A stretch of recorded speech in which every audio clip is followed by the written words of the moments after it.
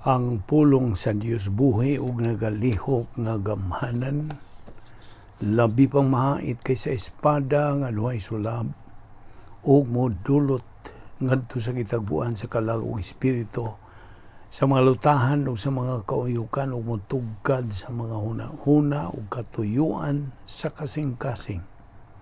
All Scripture is God-breathed and is profitable for doctrine, for reproof, for correction, for instruction in righteousness, that the man of God might be mature, thoroughly furnished unto all good works. Maayong adlaw sa tanan nato mga subscribers, mga higala, mga followers, ato mga igsuong mga Kristohanon.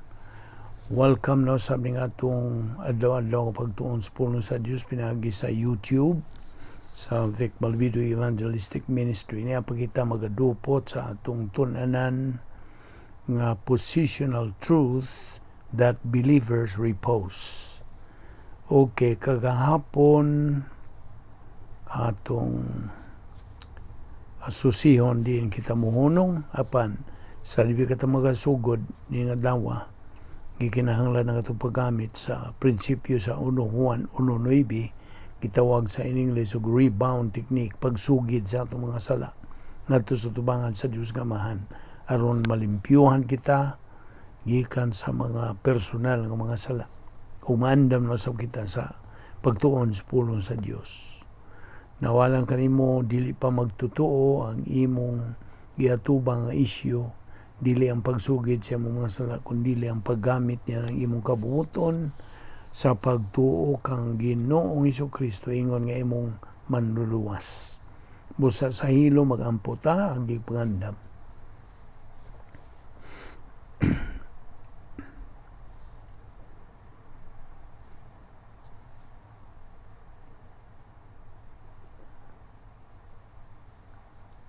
Amahan namong langit noon, salamat ning lain sa mga adlaw nga imong gipadangat kanamo. Salamat sa imong grasya nga nagalihok sa among kinabuhi. Uban ni kami karon sa among pagpadayon sa pagtuon sa among pulong. Tudloy kami og dugang mga kamatuoran. Kining tanan among ipasalamatan sa ngalan ni Ginoong Hesukristo. Amen.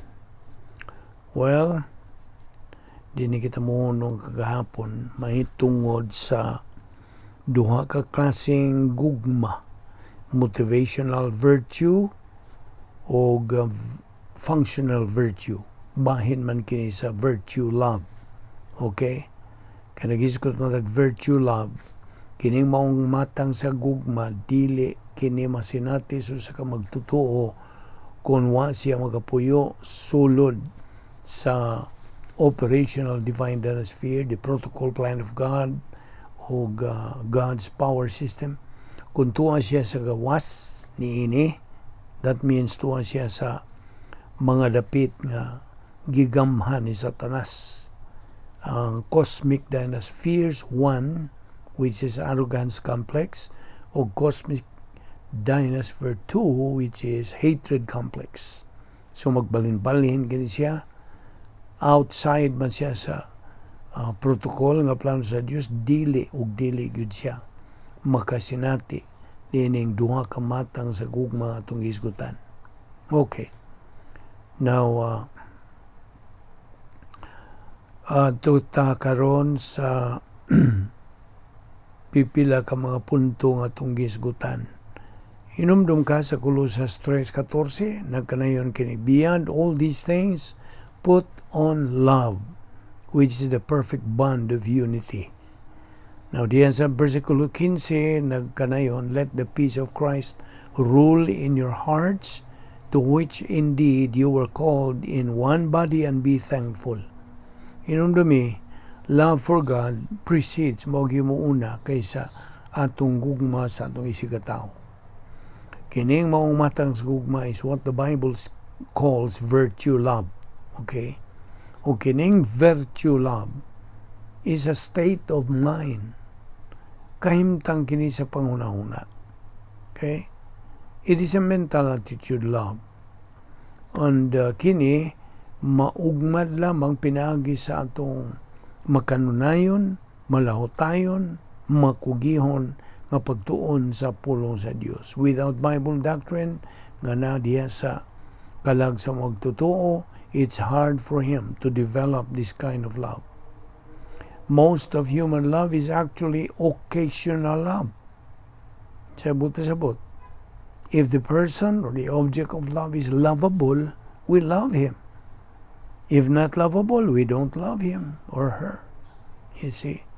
Only occasional love.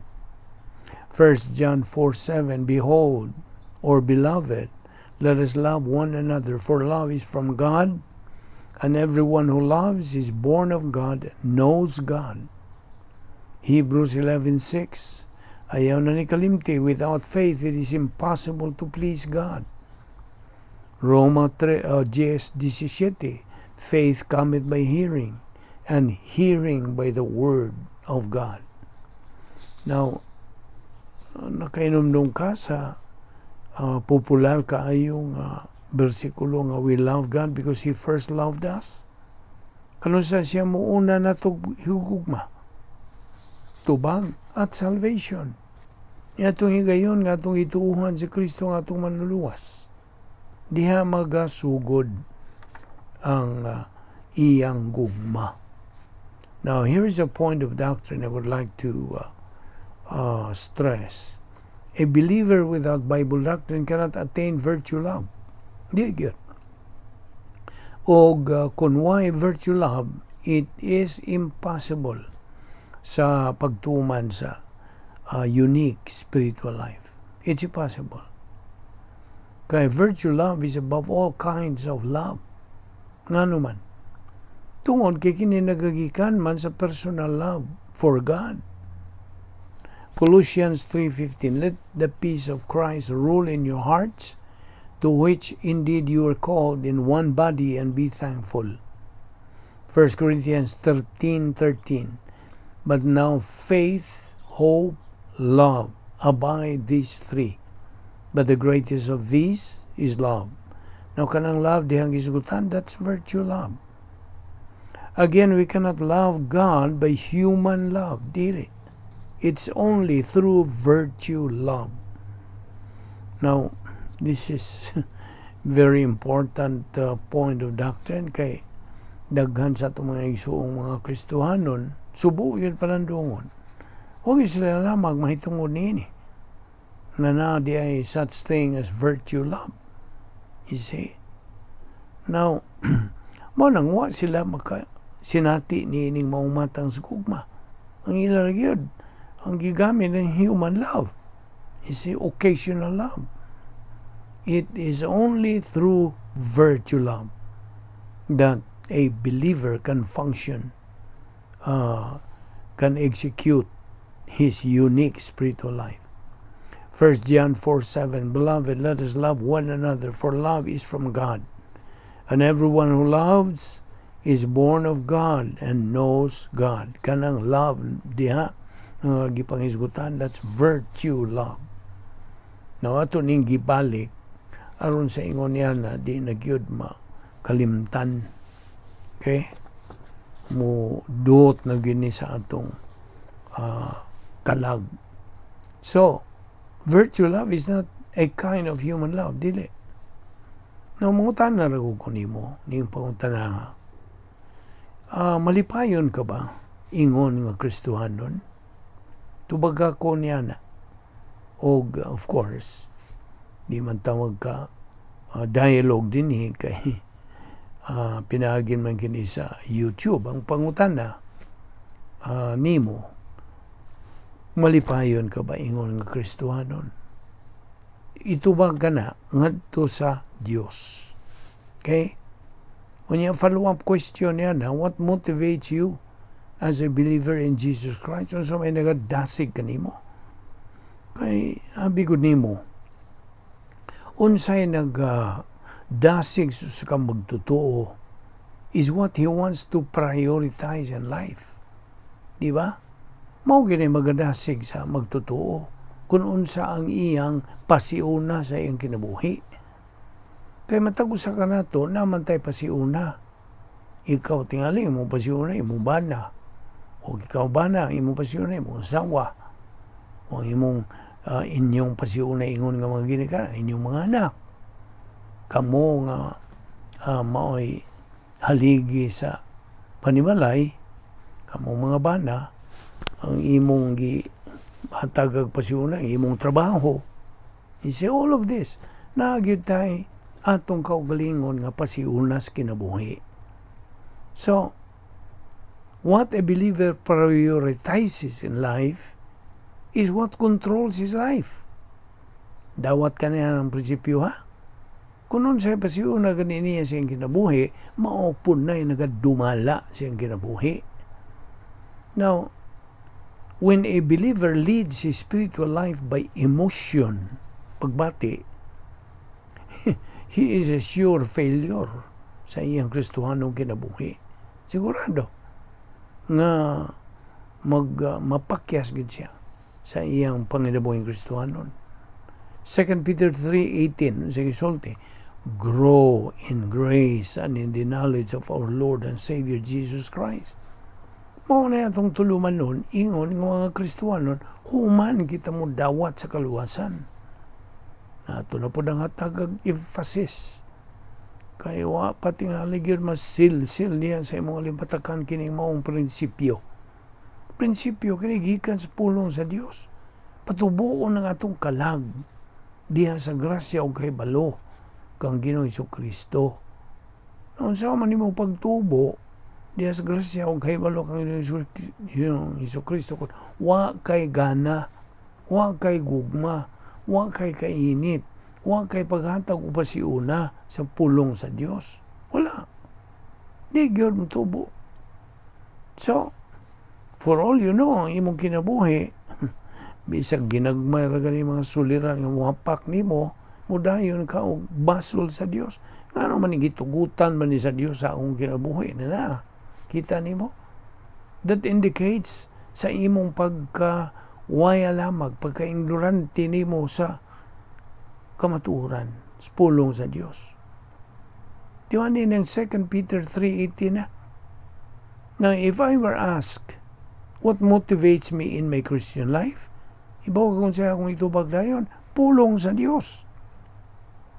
O kining pulong sa Dios katong gitunan, bahin kini sa personal sense of destiny. Mo ni makapaligon, makapaklaro, makapatinaw kanato unsay atong tinuon nga dadangatan. That's personal sense of destiny. See? Now, hinumdumi katong Kolosas 3:15 pod. Let the peace of Christ rule in your hearts, to which indeed you are called in one body, and be thankful. Ang peace niya is irene. So, irene. What does peace mean? Irene? Well, sa English, peace, of course. Peace is a set of favorable circumstances or freedom from turmoil, meaning no worries, without trouble. See, that's peace. Pangutana. Nakatag-iya o nag-iya ka na ba sa kalinaw ni Ginoong Hesukristo right at this moment? Tubaga na ngadto sa Dios. Now, John 14:27, peace I leave with you, my peace I give to you. Not as the world gives, do I give to you. Do not let your heart be troubled, nor let it be fearful. John 16:33, these things I have spoken to you, so that in me you may have peace. Na, irene. In the world you have tribulation, but take courage. I have overcome the world. Philippians 4:7 usab. And the peace of God, which surpasseth all comprehension, will guard your hearts and your minds in Christ Jesus. Na, Colossus 3:15, let the peace of God rule. Irene. In English, ang malikon, it is a set of favorable circumstances, freedom from turmoil, no worries, absence of stress, free from any trouble, free from any problem, a set of freedom from emotional sin and arrogance and fear. Na, wa kaniya na. Wa kay kahadlo, wa kay kabalaka, wa kay mga suliran, mga gumunhap. So, ani ay follow-up question ako.